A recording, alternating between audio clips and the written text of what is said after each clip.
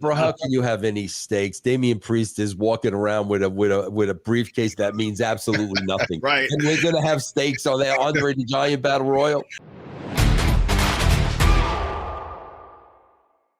What's going on, everybody? This is Dr. Chris Featherstone here for yet another episode of Writing with Russo. I am here with none other than the former WCW World Heavyweight Champion, former WWE head writer. He is none other than Vince Russo. How are you, Vince Russo? I am doing all right, Dr. Chris. How are you, my friend? I'm well, man. Life is good. God is good. And I'm here just enjoying another day in paradise, man. Very nice. Yeah, Very glad to be with you, man. Glad to be with you. Yeah, me too, bro.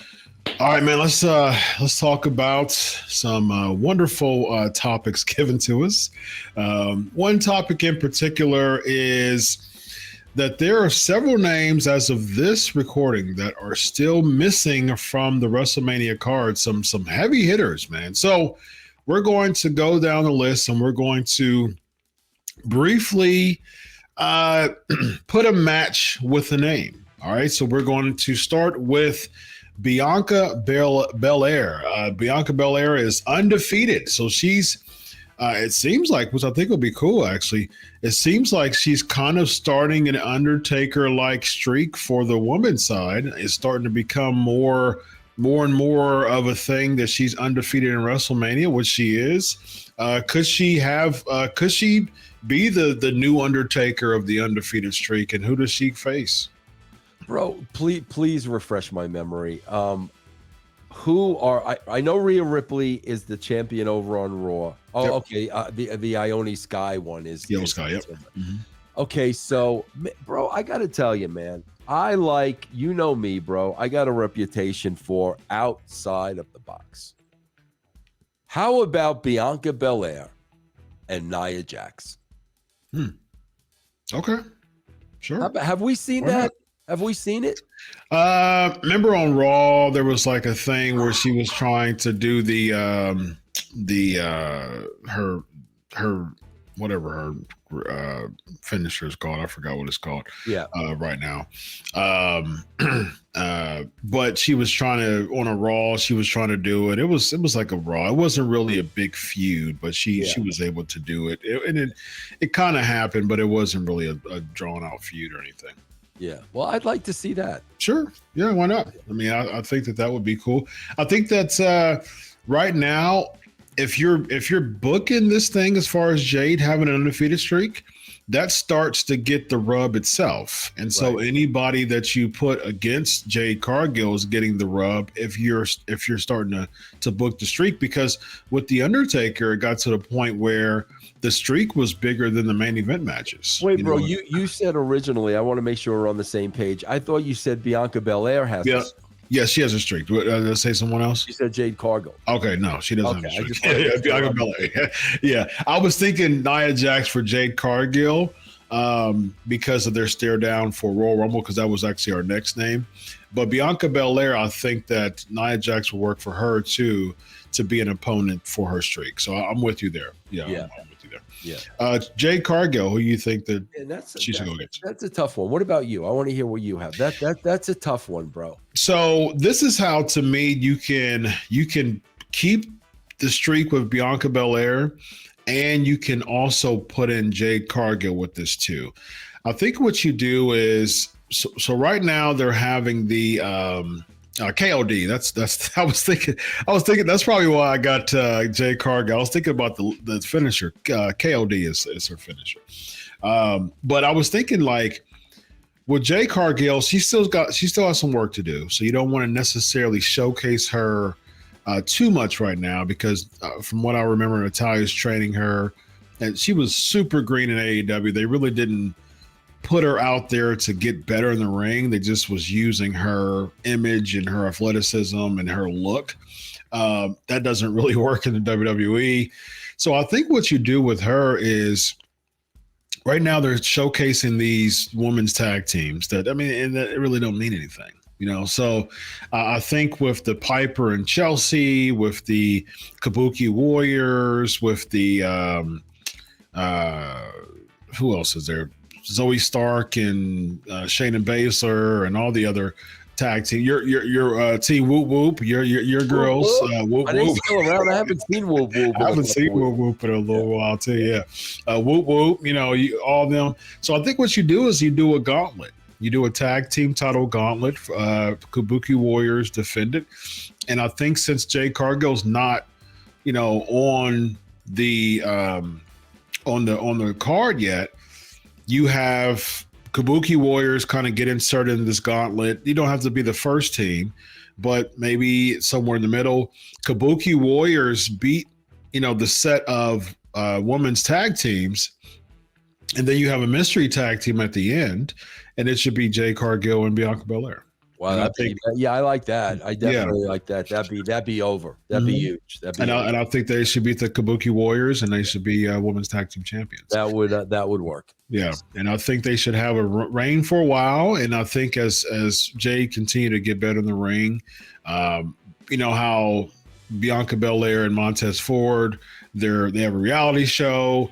Jade Cargill, she has an amazing look. She feels like she's getting overshadowed by Bianca Belair and Montez Ford. She's getting more of the shine. She starts to get jealous. She turns on Bianca, and there's your feud between Jade and Bianca there. Very nice. I like it. Next we have AJ Styles, man. So he flew all the way over to Perth just to interfere in the chamber match and beat up LA Knight. So that was his spot in the pay-per-view.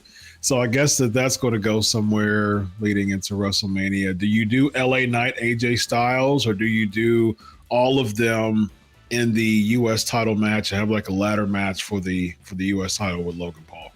That might not be bad. I like that too, bro. I like that too. There's a lot of bodies you could put in there, a ladder match, a lot of action. Yeah. I kind of like that too, bro. Yeah, I think you should. I mean, I think, people are saying, LA Knight and Logan Paul should be the match and give LA Knight the shine. I don't necessarily disagree with that, but I also don't think that LA Knight is as popular or just kind of captivating to the audience. It's kind of got that flavor of the month type of vibe going that's on. What I'm saying, bro. I feel as you're sitting here talking about him, I feel like he's lost his shine. Yeah, I agree. That's what I feel right now. And Logan Paul is money, man. He's money. Logan Paul is money. You got to ride that, bro. That's money. Yeah, I think what you do, man, because I don't want to see Randy Orton and Logan Paul one-on-one. Because based on the chamber, it seems like we might have something like that. But to me, I think what you should do is you should just compile them all together. You don't have anything for Kevin Owens now. Kevin Owens and Logan Paul are still beefing, but Logan Paul hit Randy Orton. I think tie it all together. Have Logan Paul, Randy Orton, AJ Styles, Kevin Owens, and LA Knight. I mean, you have a 5-way ladder match. I like that for the U.S. title. Yeah. I like that, bro. That's a spectacle. You got some stars in there. I like that. Yep. Next, we have Bobby Lashley. Man, what do you do with Bobby Lashley? I think maybe it seems like they're going to do something with the 6-man tag with them and well, bro, do we know what we're doing with Gunther at WrestleMania? So his name is on there later, but I don't there's nothing. That's what I would do. Lashley and Gunther? Hey, absolutely. See, you can't call that, bro. You can't call that. I mean, that's what I would do. A heck of a lot better than Sami Zayn and Gunther. Yeah, but I think, like I said, I think with this, that they're going to pull in Sly, man, and that's what's going to happen. Stop with that. I'm telling you, man. We need to do some type of gentleman's bet with that. Because you keep saying it enough, and it's going to happen. It's going to happen, man. You already know it's going to happen. We have to do some type of gentleman's bet with that, man, and we have to. Yeah, but with Bobby Lashley, it seems like the direction they're headed with them, which I don't follow SmackDown enough to really be to even care about this, but it seems like they're going to do Lashley, the Street Profits, and B-Fab against Karrion Kross and those guys. Karrion Kross, Who else? Yeah, AOP. AOP, yeah. Oh, there's not a female there, right? Yeah, there is a female there. Is there? Yeah, his girlfriend. Oh yeah, Scarlett. Yeah. Scarlett's his wife. I think they're married. Yeah, now. yeah. Yeah. Scarlett. Yeah. Okay. Yeah, Scarlett. I think. Yeah, there you go. I think you do an eight man. I think it's just kind of like a grudge match. Yeah. See, now it just seems though, bro. See now, because now we're talking about 3 matches deep. Now it sounds like they're just throwing these matches together because they have nothing for any of these people. I think you can get away with it once or twice, but if we go to the well like 3 times, it's like, come on, guys, what are we doing? You know, I agree with you 100%, man. And that's, I don't know. I guess I'm old school and traditional when it comes to that. To me, I just think I understand, business. I understand business, man. I'm a business guy, but man, just 2 nights with WrestleMania just feels overkill to me. It is overkill, bro. They're greedy, man. They're greedy. Yeah. They took the 3 hours from USA for Raw and bastardized the product. Yep. They bastardized WrestleMania with 2 nights. I agree with 1,000%, bro. It's just, I mean, back in the day, man, it was like the all-star game of the WWE. You know what I mean? Like it was the best of the best. It was the World Series. It was the 2 best teams of the MLB. It was the NBA championship, the finals. It was the best of the best. And I think when you're just throwing matches of 50-50. When you think about, like, let me just, WrestleMania 3, Pontiac, Michigan. Absolutely. Every match was special. Yeah. Every single. Now, like you said, bro, you got all these guys and you have nobody booked, and how many weeks away is WrestleMania? It's as of this recording, it's a month away. It's about 4.5 weeks away. I mean, you still have time to create angles and do stuff, but the question is, are they going to do that? Yeah, I think, to me, Vince, I just think, and you know this more than I do, man, like 4.5 weeks and you have a handful of matches booked, less than a handful of matches booked. I'm with you, bro. I'm with you 1,000%. I just don't understand it, man. Yeah, why would you? Why? I'm so used to a month or 2 before the WrestleMania is there, like the direction, the big money matches, and even the mid card matches at that point. Bro, you know what it is? It's like now. In baseball, we have a month of spring training. Mm-hmm. So it's like a team going through a month of spring training. Now it's opening day. Yeah. We don't know our starting 9. Right. Think about that for a second, bro. Like, look at NFL. Like, how do you function that way? Yeah, I agree with you 100%. That's amazing to me, bro. Yeah, it doesn't make sense to me. Just like, why shouldn't?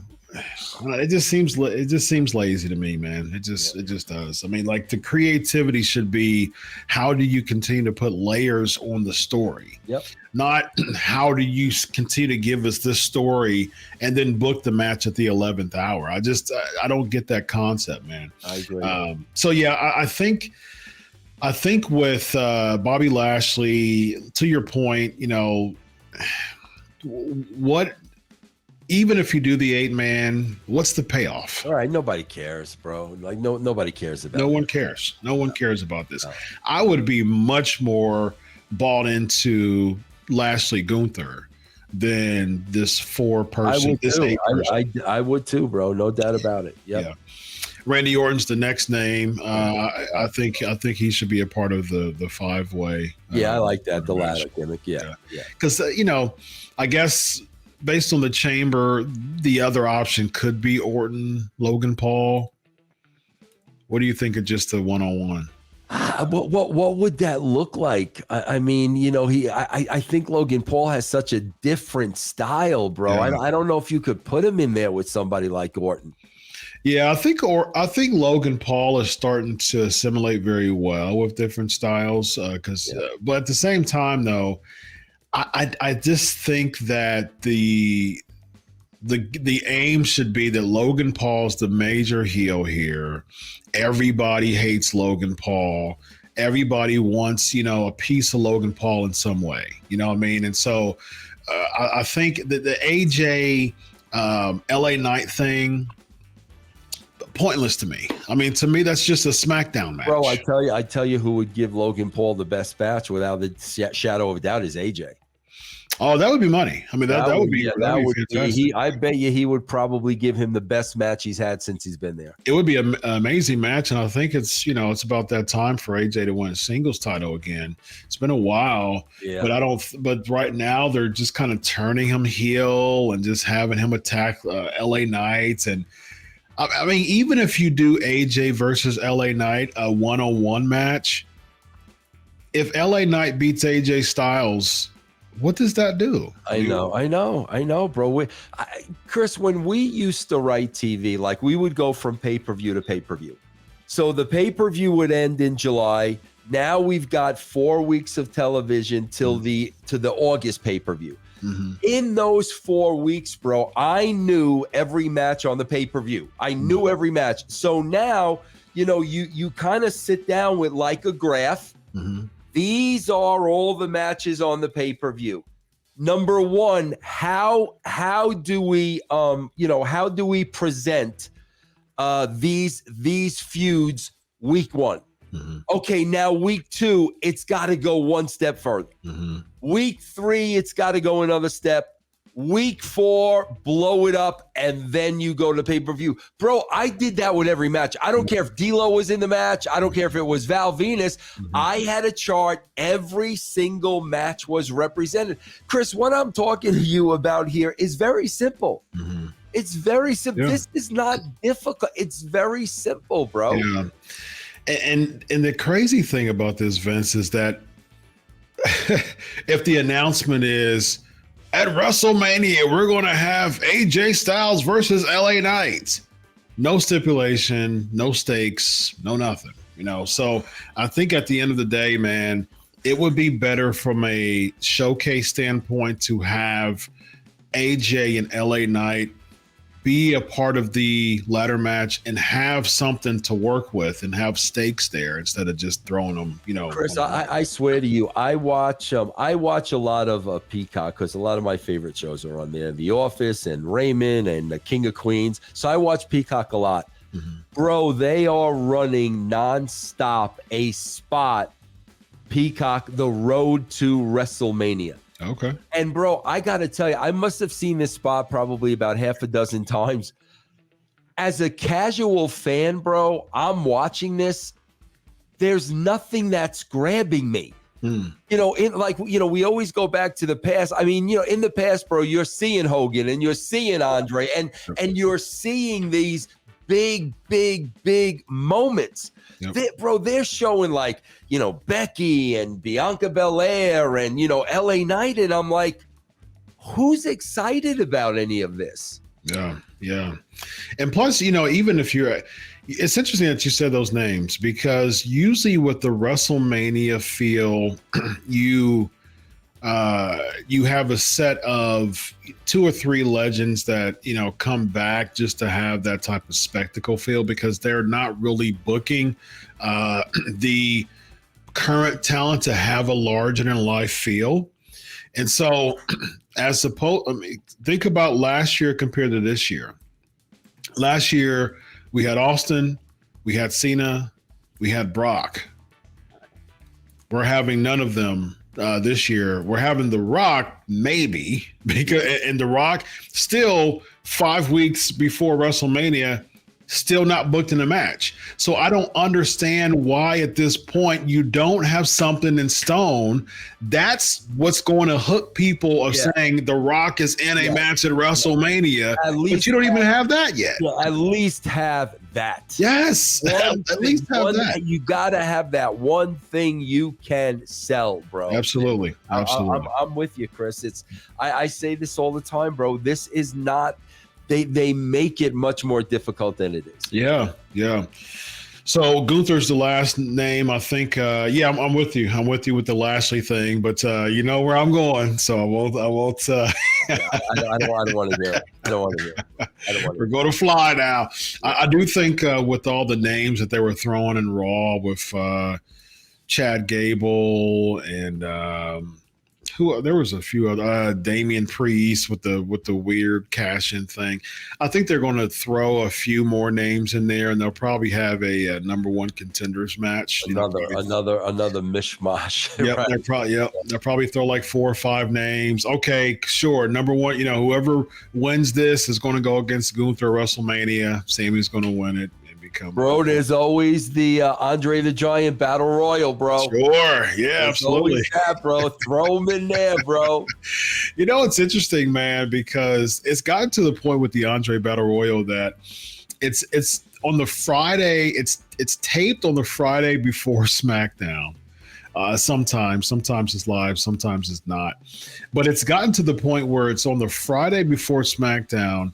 And even like you just stand by the trophy. There has been no stakes ever with the Andre Battle Royal. Nothing. Bro, how can you have any stakes? Damian Priest is walking around with a briefcase that means absolutely nothing. Right. And we're gonna have stakes on that Andre the Giant Battle Royal. See, that's the thing, man. I think you should. I think the winner of the Andre Battle Royal. And I've said this before in other shows. I think the winner of the Andre Battle Royal, make it mean something, man. Yeah. The winner of the Andre Battle Royal should have the ability for the following Raw or SmackDown. They get to choose which champion they want to face, which world champion they want to face. So then the winner, you have the ability to have a main event match for the Raw after WrestleMania, which is one of the biggest Raws of the year. You still have the international fans staying there for another night. The crowds are hot. You have the Ziggler cash-in on Alberto Del Rio, which is one of the most, popular cash-ins of all time because of how the crowd reacted to it. So then you have the Andre Battle Royal winner, and you have that person main event Raw or main event SmackDown, man. Why not? So, but they'll be thrown in there with no stakes. Content creators, bro. They're in the content creating business, and they don't care what it is, bro. They don't care, bro. Absolutely. Ladies and gentlemen, this guy right here is Vince Russo. I'm Dr. Chris. This is Writing with Russo. Have a good night, everybody. Solo.